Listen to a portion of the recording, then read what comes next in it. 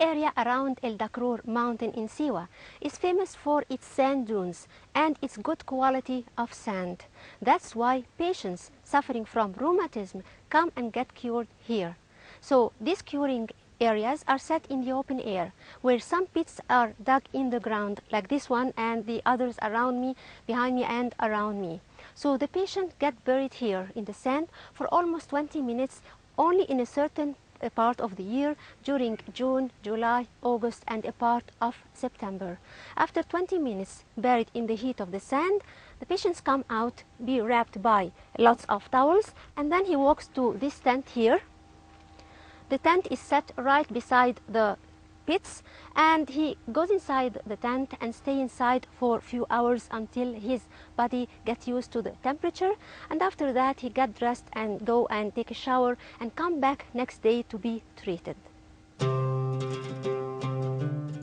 When the world was crawling over the path of primary civilization, Egypt was already a pioneer in all fields of science, including the science of medicine. It was only natural for the ancient Egyptians to consider the importance of maintaining good health in order to develop their community and advance into civilization. In other words, Egypt has achieved an amazing progress, whether in diagnosing diseases or in their treatment, and it has a full credit of elevating the cure to a level not reached anywhere else, and they have even excelled in the field of pathology to know the reasons that cause diseases and their symptoms. The papyrus called Edwin Smith proves that the anatomy of the human body was regularly practiced in these old ages. The medical schools that were closely attached to the priesthood of Egypt and its temples achieved a vast famosity, for their highly qualified doctors were summoned to treat kings and nobles and the rich in faraway countries, according to Herodotus, and teaching medicine to any foreign doctor in Egypt was a passport to his success. This fame was acknowledged by Homerus in his Odyssey, for he said, "In Egypt, men are proficient in medicine more than any other human race." Clinics were set in special rooms in the temples to cure the poor for free, and the temples were surrounded by gardens in which the priests cultivated the essential herbs for medicines. Several medical and surgical tools were found in Memphis City and Thebes and Heliopolis and Sal Hagar cities. A famous scene in Komombo Temple describes in details the tools used in surgical operations. They were invented by the Egyptian doctors and copied and imitated by the Greeks, then the Romans, then transported to the whole world and are still used till today.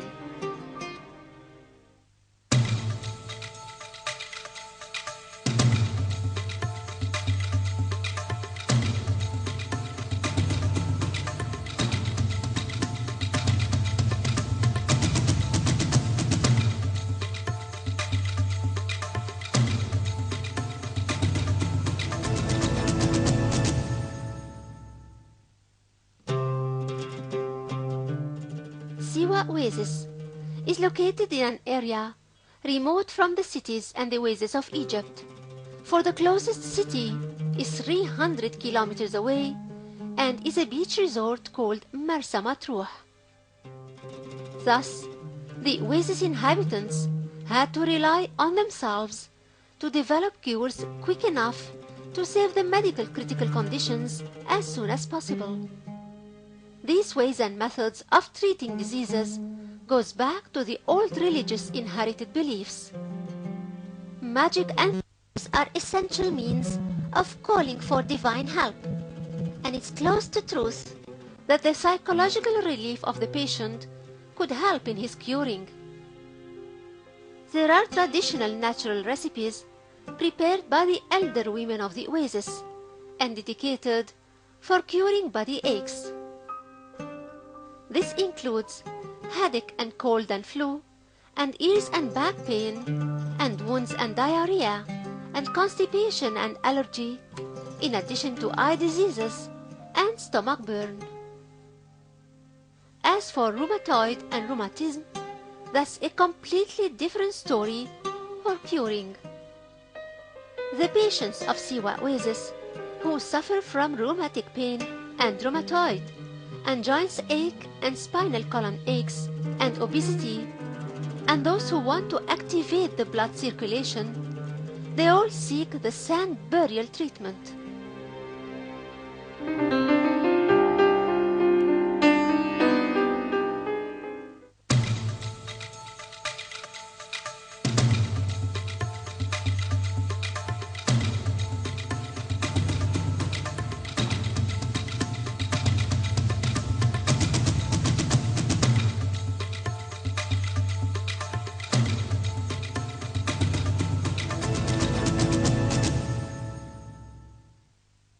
There is a special area in Siwa Oasis that's dedicated for treating patients suffering from chronic body pain and rheumatism. So right here in the desert, there are some pits dug in the ground where patients can be buried in summertime for 20 minutes for a week.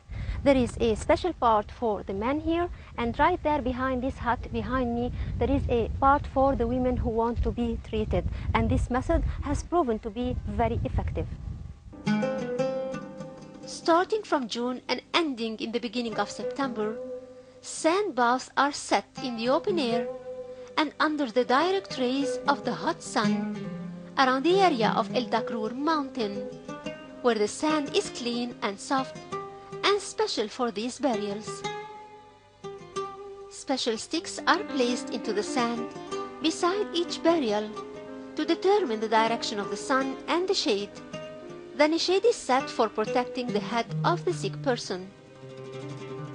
After preparing the burial location, the person lies naked in a pit of sand for 15 to 20 minutes.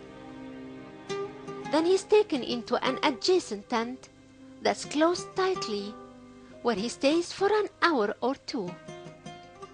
During that time, he is prohibited from drinking water unless through warm drinks like hot lemon or aniseed. After spending the required time in the tent, the treated person wears warm clothes and wraps himself with a blanket or a wool cloak, then moves into his residential room. He must be careful not to be exposed to any air currents. This procedure is repeated for 3 or 5 or 7 days, according to the condition of the patient. The use of the sand is to open the pores of the body. In the tent, the excessive heat extracts the rest of the sweat of the body. At the end of the day, a professional massage and rubbing is applied to the body using olive oil and lemon vinegar or juice. The Syrian traditional methods of body curing has proven to be highly efficient and successful. The sand burials in the oasis attracts both locals and tourists who come specially to visit this oasis and enjoy the natural healthy body treatment which it supplies and which forms a source of local income and is considered one of the important places of the medical tourism in Egypt which our country enjoys.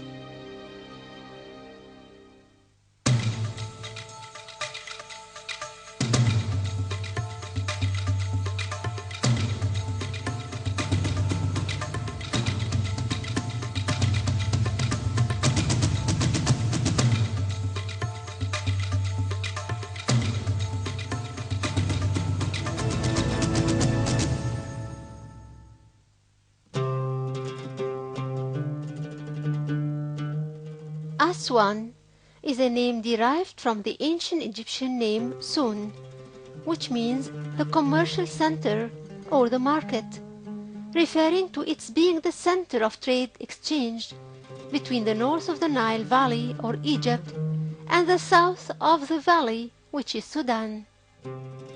Aswan lies within the borders of the first nome of Upper Egypt, which is a nome of Ta city, meaning the land of the bows bearers. Archaeologically, Aswan stretches from El Kab area, 22 kilometers north of Edfu, to Abu Simbel, 280 kilometers south of Aswan, so it includes the monumental sites in Lower Nubia. The prehistoric human had settled in Aswan, in an area called Mahallet el-Sabil, near Komombo city.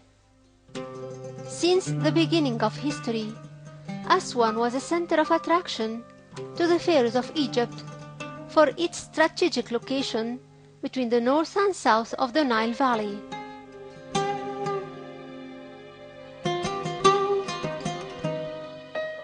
The town of Aswan is celebrated for its cleanliness and magnificent nature, lying below the first cataract of the Nile and enjoying multiple natural parks. It's a much favored winter resort, thanks to its equable dry and warm climate and its sand baths, which are efficacious in the treatment of diseases of the joints.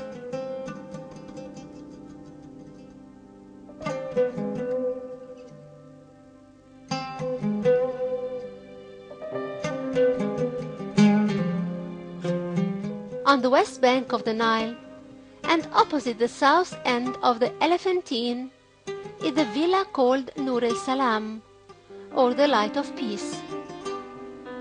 It is set in carefully tended gardens that has cages for gazelles and some animals.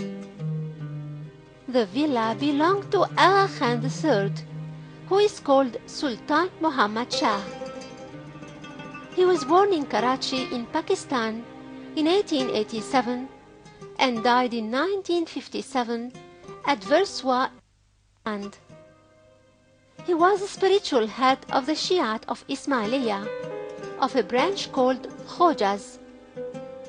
The Khojas revered him as their 48th leader or Imam.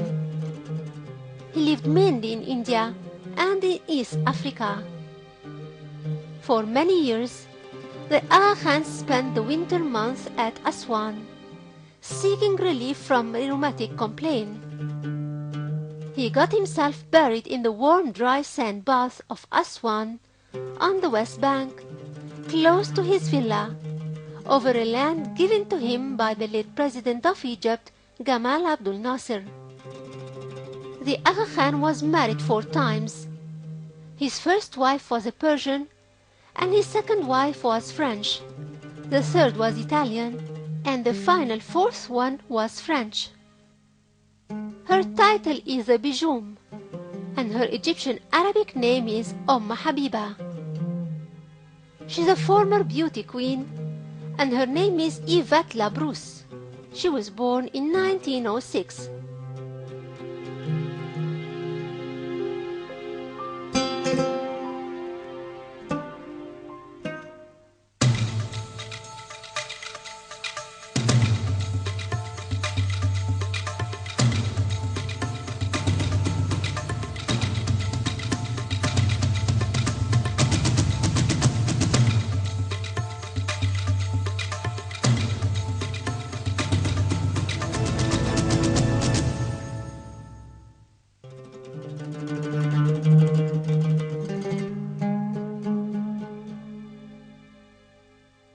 The Aga Khan fell in love with Aswan, that he wanted to be buried in it, so the Bijum carried on the fulfillment of his will.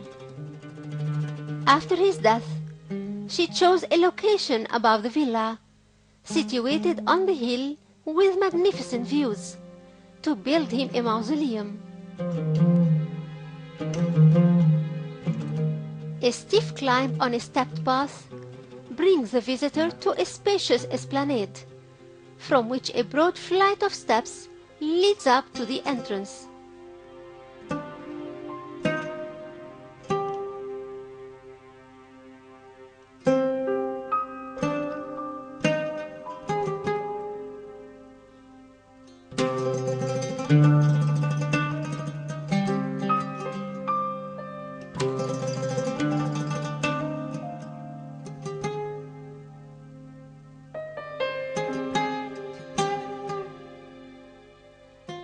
The mausoleum is built of ochre-colored calcareous sandstone in a severely restrained style that follows the Fatimid architecture. The interior, in which absolute silence must be observed, is finished in light colors, floored with red carpets, and carefully maintained.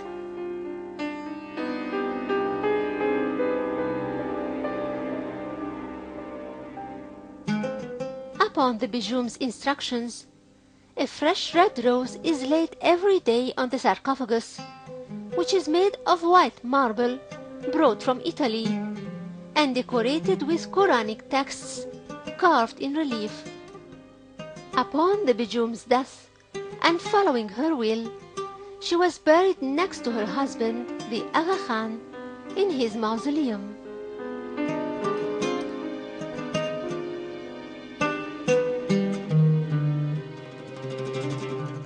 During her life, she lived in Aswan for a month during winter season, where the warm weather attracts tourists from all over the world who escape the cold and freezing temperature and come to Aswan seeking the pleasant warm climate. Some of them seek remedy in sand burials that's truly appreciated in the field of medicine and prescribed for patients not only in the past but till today.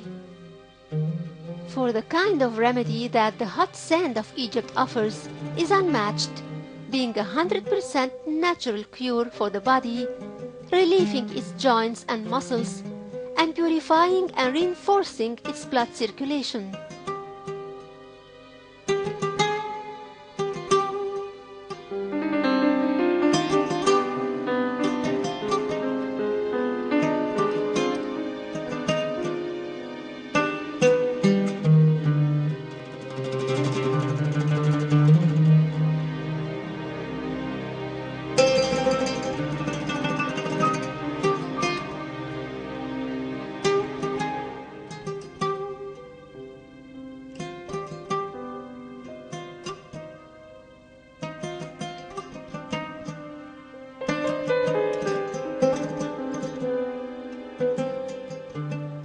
There is no better place in the world to be buried in those sand baths than Egypt, and for some people, they wanted to go under the ground of the same sand for eternity, and the Aga Khan is the best example of going these extra miles.